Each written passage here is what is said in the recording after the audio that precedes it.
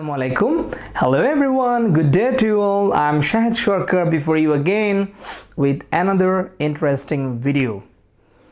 মজার মধ্যে শিখুন ইংলিশ ভোকাবুলারি হোমোনিমস অর্থাৎ একই রকম উচ্চারণ একই রকম বানান কিন্তু ভিন্ন রকম বাংলা অর্থ।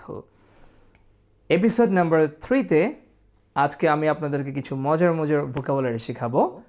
সি লেটার দিয়ে কিছু মজার হোমোনিমস। এই শব্দগুলোর একটি শব্দের ভিন্ন রকম ইংলিশ রয়েছে, পাশাপাশি আপনাদেরকে আমি সেন্টেন্স দিব যাতে আপনি এগুলো বাক্যের মধ্যে ইউজ করে স্পোকেন ইংলিশ এক্সপার্ট হতে পারেন। তাহলে কথা না বাড়িয়ে চলে আসুন আমরা ফার্স্ট ওয়ার্ড দিয়ে শুরু করি। নাম্বার 1 যে শব্দটি আমরা দেখব সেটি হচ্ছে সিইউটি কাট, মানে কেটে ফেলা। For example, we should not cut down trees indiscriminately, অর্থাৎ আমাদের অকাতরে গাছ কাটা উচিত নয়। কাট শব্দটির আরও একটি অর্থ হচ্ছে ঘাটতি। For example, electricity cuts in summer, অর্থাৎ গ্রীষ্মকালে বিদ্যুৎ ঘাটতি দেখা দেয়। এরপরে যে ওয়ার্ডটি আমরা দেখব সেটি হচ্ছে charge, CHARGE, charge.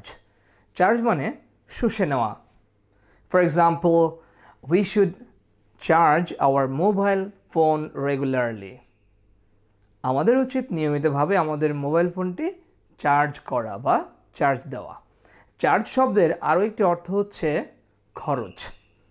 For example, what is the service charge of this doctor, অর্থাৎ এই ডাক্তারের সার্ভিস চার্জ কত। পরে যে ওয়ার্ডটি বলবো সেটি হচ্ছে CAST, কাস্ট। কাস্ট মানে নিক্ষেপ করা। People caste there vote at the time of election, লোকজন নির্বাচনের সময় তাদের ভোট নিক্ষেপ করে। কাস্ট শব্দের আরেকটি অর্থ হচ্ছে অভিনেতা। Like Musharraf Karim is one of the most popular cast in Bangladesh.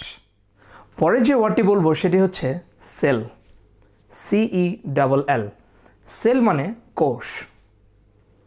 For example, we have cells, we have lot of cells in our body, অর্থাৎ আমাদের শরীরে অনেকগুলো কোষ রয়েছে।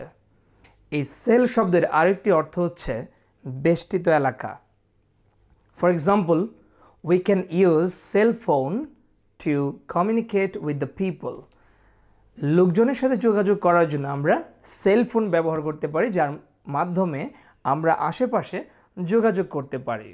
এখন যে ওয়ার্ডটি বলবো সেটি হচ্ছে ক্যাচ, CATCH, ক্যাচ মানে ধরা। For example, the baby catches a ball, অর্থাৎ এই বাচ্চাটি একটি বল ধরছে বা ধরে। আবার ক্যাচ শব্দের আরেকটি অর্থ হচ্ছে সাক্ষাৎ হওয়া বা দেখা হওয়া। ফর এক্সাম্পল, আমি আমার ফ্রেন্ডকে বললাম I will catch you later, মানে তোমার সাথে আবার দেখা হবে। এখানে ক্যাচ মানে দেখা হওয়া।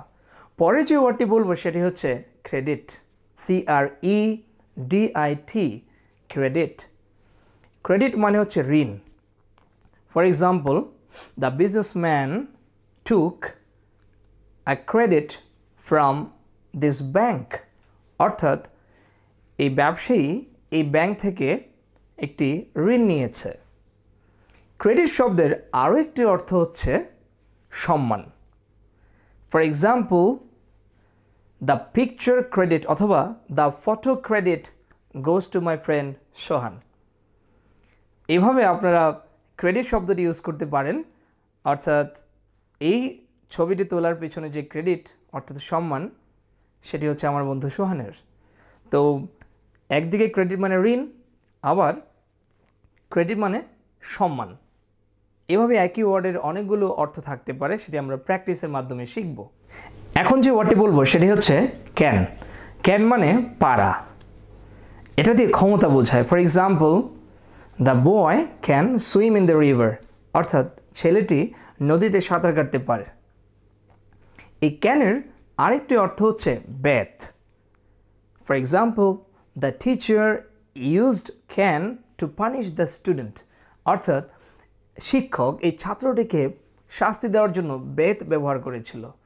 এই ক্যান শব্দের আরেকটি অর্থ হচ্ছে বোতল, বোতল বা কৌটা। ফর এক্সাম্পল, দ্য টোকাই অথবা the street boy collects can from dustbin.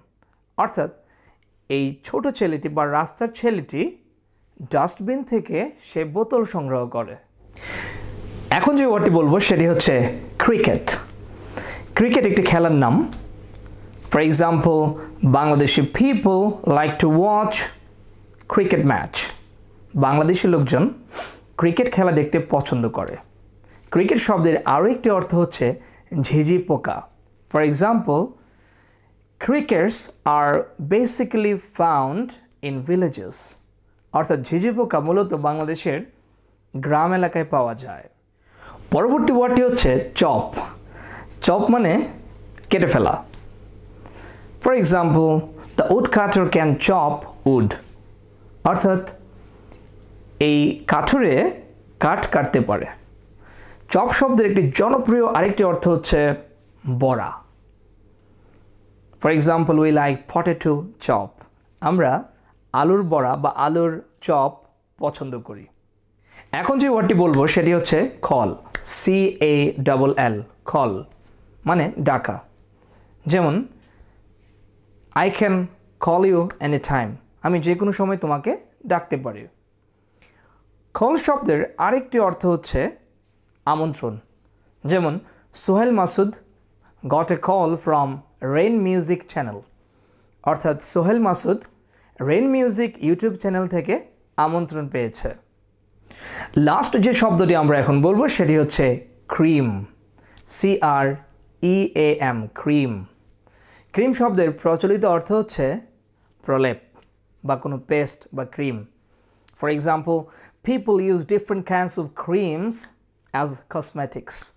লোকজন কসমেটিক্স হিসাবে কিছু বা বিভিন্ন ধরনের ক্রিম ব্যবহার করে। এই ক্রিম শব্দের আরেকটি অর্থ হচ্ছে মূল অংশ বা কোনো জিনিসের প্রধান অংশ। একটি সেন্টেন্স বলছে, what is the cream point of your speech. অর্থাৎ তোমার বক্তব্যের মূল অংশ কোনটি। ডিয়ার ভিউয়ার্স, সি দিয়ে ইতিমধ্যে আমরা অনেকগুলো হোমোনিমস ট্রাই করেছি। একই রকম উচ্চারণ, একই রকম স্পেলিং, বানান এক, উচ্চারণ এক, কিন্তু বিভিন্ন ক্ষেত্রে বাংলা অর্থ ভিন্ন রকম। আশা করি এই শব্দগুলো প্র্যাকটিসের মাধ্যমে আপনারা স্পোকেন ইংলিশে আরও বেশি ফ্লুয়েন্ট হতে পারবেন এবং এটি বিভিন্ন ধরনের জব এক্সাম এবং রিডিং প্যাসেজ সহকারে IELTS এক্সাম সহ ইন্টারন্যাশনাল এক্সাম অথবা পার্সোনাল লাইফেও ওয়ার্ডগুলো ইউজ করতে কাজে লাগবে। যদি ভিডিওটি আপনাদের কাছে ভালো লেগে থাকে তাহলে আমাদের চ্যানেলটি সাবস্ক্রাইব করতে ভুলবেন না এবং ডেফিনেটলি বন্ধুদের সাথে শেয়ার করবেন। Hope to meet you again with another interesting video. Until then, take care. Allah Hafiz.